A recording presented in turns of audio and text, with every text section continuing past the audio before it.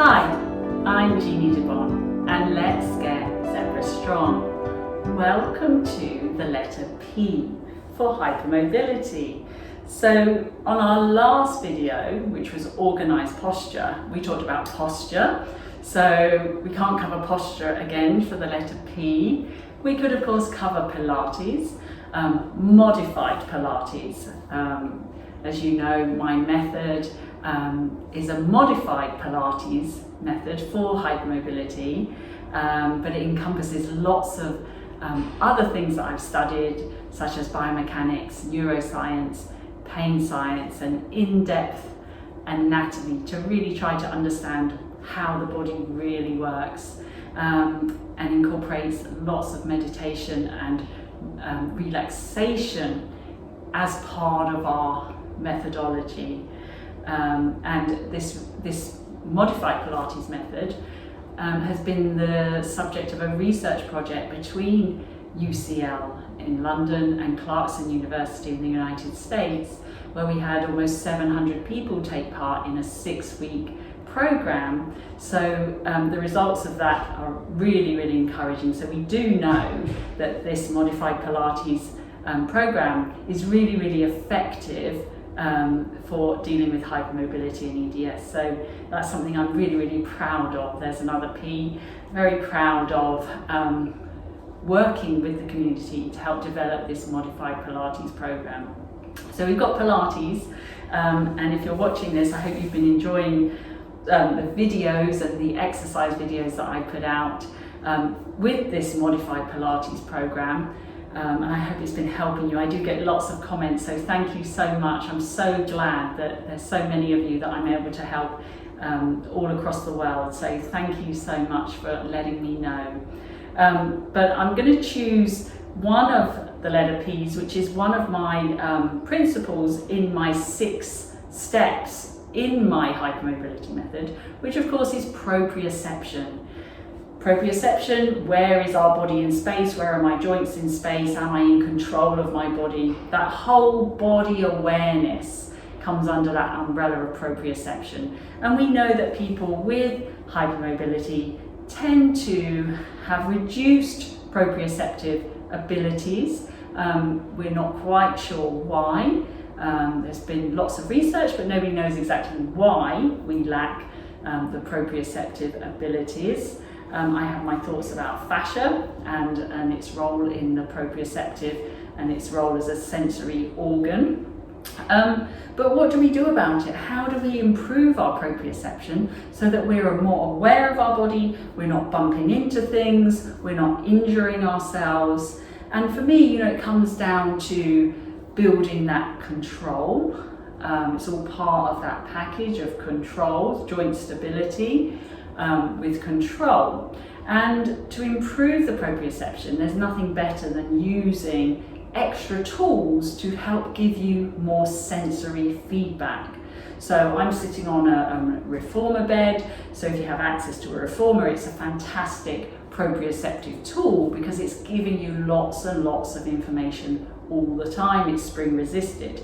But many of us don't have access to a reformer or the gym equipment. Maybe we're at home, we don't go out to the gym, so maybe we're exercising at home.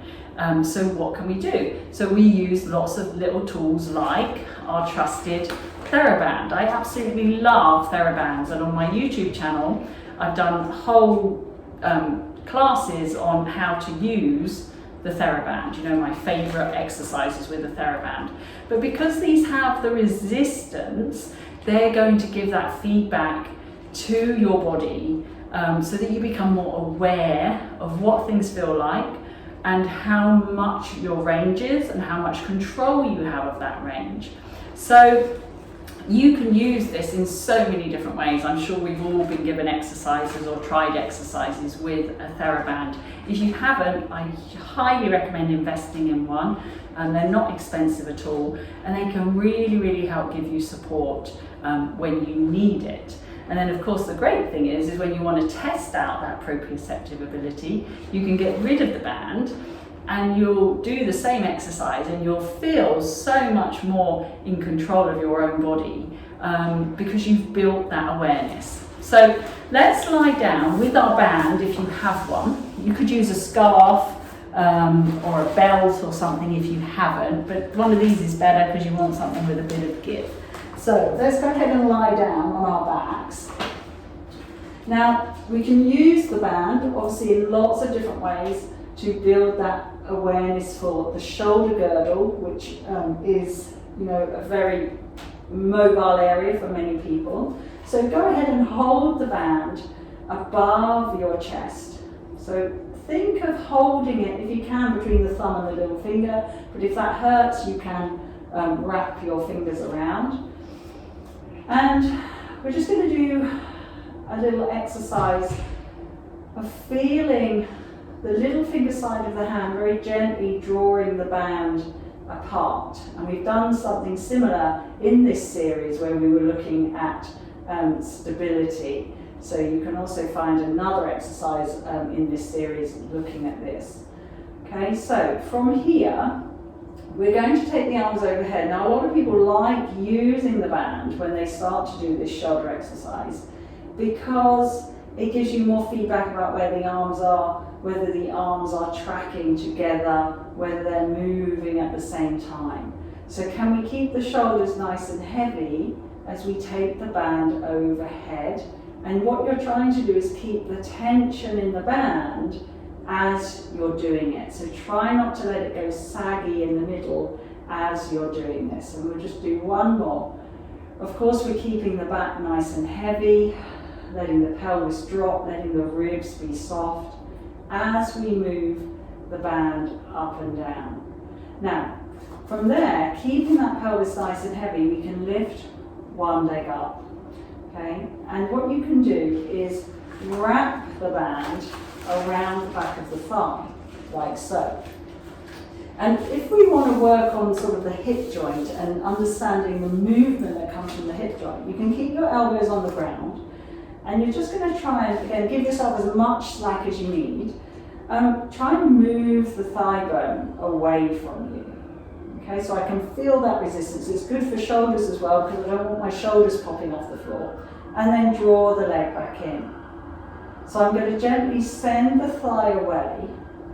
And you can always get someone to hold this for you from behind if you're struggling, if your wrists struggle to hold the band. Okay, but this will really, what I want you to think about is rolling the sitting bone along the floor and feeling that resistance in the band. And then feeling it rolling back in and the band going a little bit slack.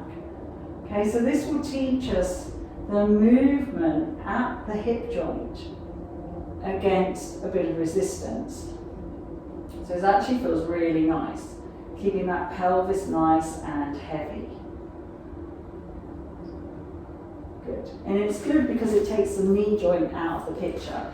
But if you want to challenge yourself a little bit more with your proprioceptive awareness of what your leg is doing in space, put the band around your foot, elbows on the ground.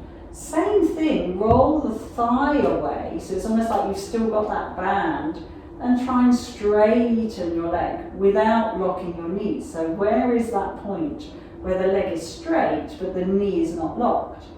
And then roll the thigh bone back towards you, keeping the pelvis heavy, and the leg will come back to where it was before. So it's not that I just push randomly into there and my knee locks and I hang off my hip joint. I'm really focusing on the sensation of unfolding the leg without locking the knee. Keeping the back and the pelvis heavy, and then rolling the thigh bone back in, keeping the pelvis heavy. So I'm learning how to move my legs with some control. The slower you go, the more proprioceptive awareness you're going to get. So if you do it really quickly like this, you're kind of traveling too quick for your brain to really pick up on the sensations of what's going on. So try and work as slowly as you can when you're doing this work. A, it's safer, and B, you're going to build that proprioceptive awareness. So it's really, really worth the investment in traveling slowly when we do this work. So I hope that was useful. That was our letter P for hypermobility. Let me know in the comments how you got on, and I will see you again very soon. Until then, stay zebra strong.